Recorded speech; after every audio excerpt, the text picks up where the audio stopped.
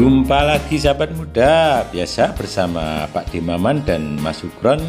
Kita akan berbagi pengalaman tentang jejak-jejak Nabi Daud dan Sulaiman di Nusantara, khususnya di Jawa Tengah.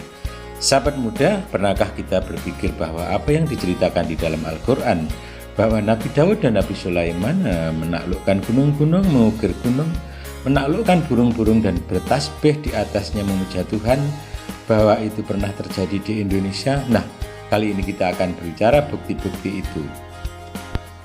Sahabat muda, kalau kita masuk ke kompleks Gelanggeran, di atas pintu masuk terdapat bangunan besar yang menggambarkan burung elang, kepalanya di sebelah kiri dan ekornya di sebelah kanan.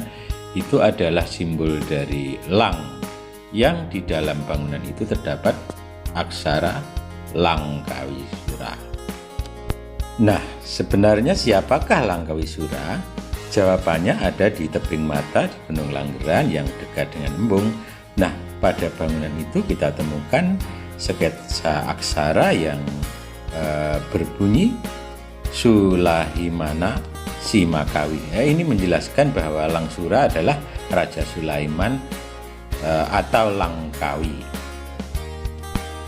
Sahabat muda, bukti keberadaan Raja Sulaiman juga terdapat pada kompleks bangunan Telaga Warna, tepatnya di Gunung Pagerwojo di atas telaga.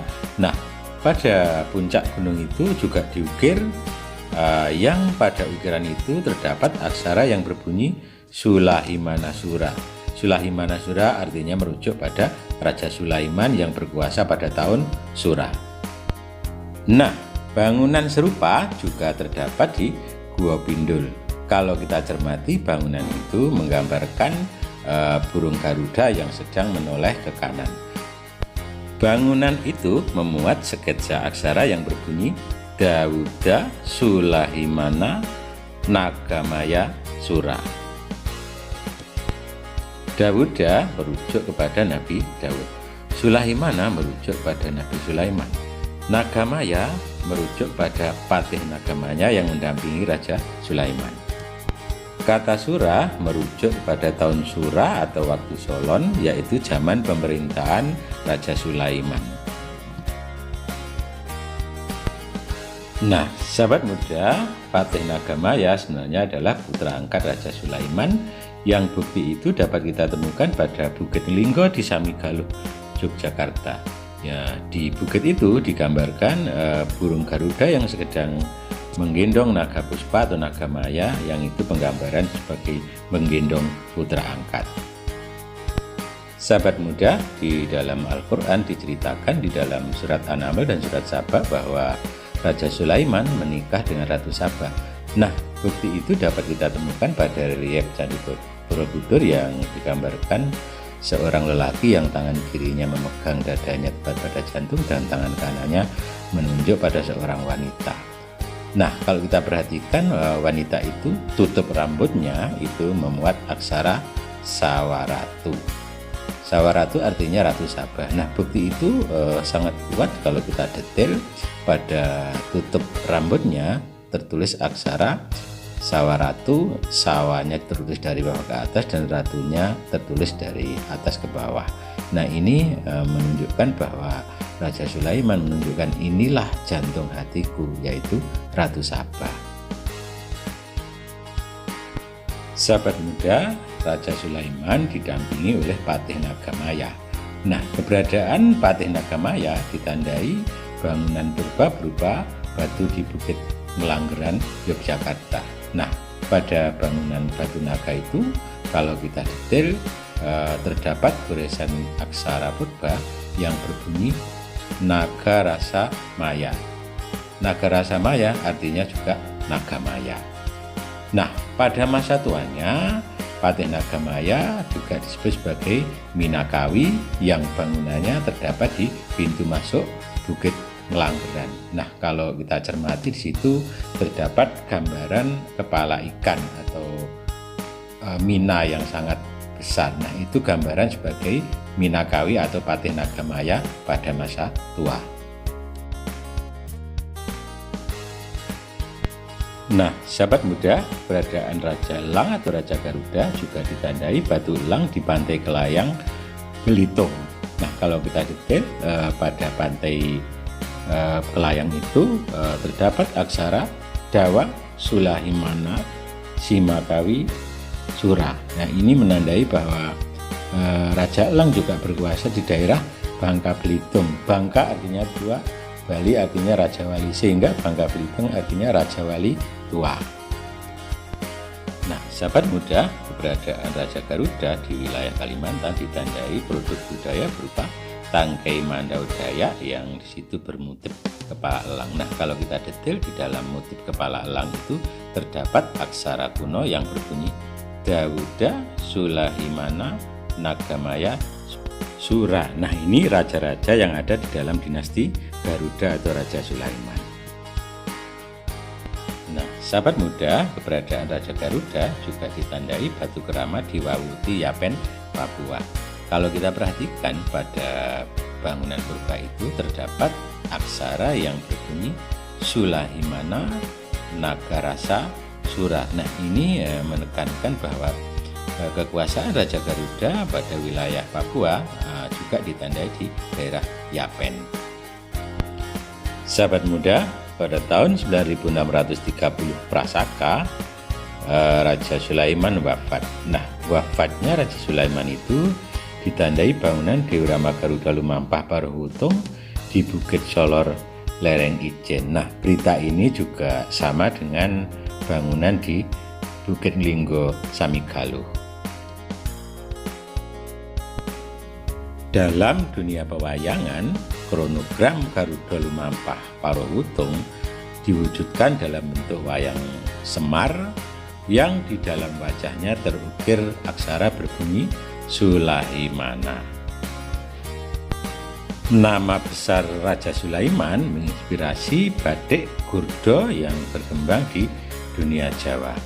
Nah, dalam pewayangan, Raja Sulaiman juga disimbolkan sebagai burung Garuda. Sedangkan Patihna, Patih Nagamaya, menginspirasi diciptakannya batik naga yang banyak berkembang di daerah Cirebon, Jawa Barat.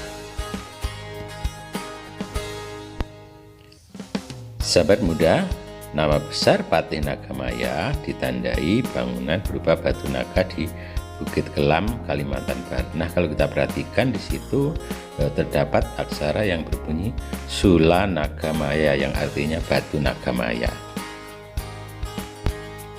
Nah, bukti yang sama juga dapat kita temukan berupa batu naga di Maros, Sulawesi Selatan. Nah, kalau kita perhatikan di dalam bangunan purba itu terdapat aksara yang berbunyi Sala Nagamaya Sura. Nah, di Nusa Tenggara Timur terdapat bangunan purba berupa patung nasi yang menggambarkan burung elang dan naga. Burung elang sebagai simbol Raja Sulaiman dan naga adalah simbol Patih Nagamaya yang mendampingi Raja Sulaiman. Kemudian pemerintahan dilanjutkan oleh Raja Jagoana yang ditandai berdirinya Candi Jago di Tumpang Malang, Jawa Timur. Bukti serupa juga terdapat di situs Karangsambung yang digambarkan sebagai tangan dalam posisi menantang. Nah, ini sebagai gambaran bahwa Raja Karangsambung atau Jagoana adalah penerus Raja Sulaiman yang sangat pemberani. Sahabat muda, keberadaan Raja Jagoana atau Karangsambung pada kompleks Candi Borobudur digambarkan sebagai Jagomaya atau Jagoana. Nah, kalau kita detail di situ terdapat tulisan Sulahimana Sura. Nah, ini menekankan bahwa Raja Jagoana adalah penerus Raja Sulaiman. Pemerintahan Raja Karangsambung atau Jagoana dilanjutkan oleh Resi Gajah Hoyo yang ditandai bangunan berupa Bukit Gajah di Tegal, Jawa Tengah, yang situs ini memunculkan Dewa Ganesha atau Dewa Gajah.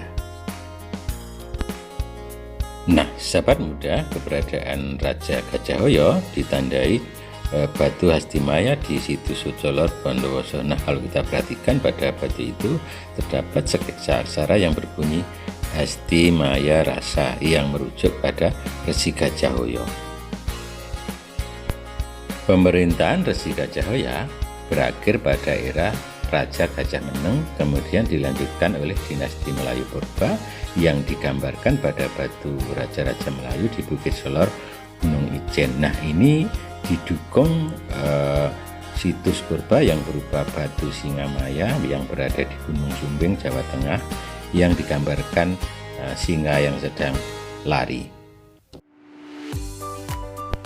Nah, sahabat muda, keberadaan Raja Singa Adimaya sebagai pendiri Melayu Purba ditandai patung singa yang ada di Komplek Borobudur. Nah, pada patung singa itu dapat kita lihat bahwa kaki singa itu diangkat sebagai simbol Maya alias Singa Adimaya, pendiri Melayu Purba. Dengan demikian zaman sudah berganti ke zaman Melayu Purba. Sahabat muda, pada kepemimpinan Raja Sulaiman atau Nabi Sulaiman berkembang aksara yang seperti ini, yang ciri khasnya adalah huruf Sa berupa gambar mata yang ada gambar manik mata. Sahabat muda, dari pembicaraan tadi dapat kita pahami bahwa Jawa Tengah memiliki bukti-bukti kuat tentang keberadaan Raja Sulaiman atau Nabi Sulaiman di Nusantara, khususnya di Jawa Tengah, yang berupa bukit-bukit dan percandian. Nah, demikian sahabat muda, semoga kita semakin bijaksana dalam menjaga kebudayaan dan negara Nusantara ini yang merupakan peninggalan para nabi. Terima kasih dan sampai jumpa.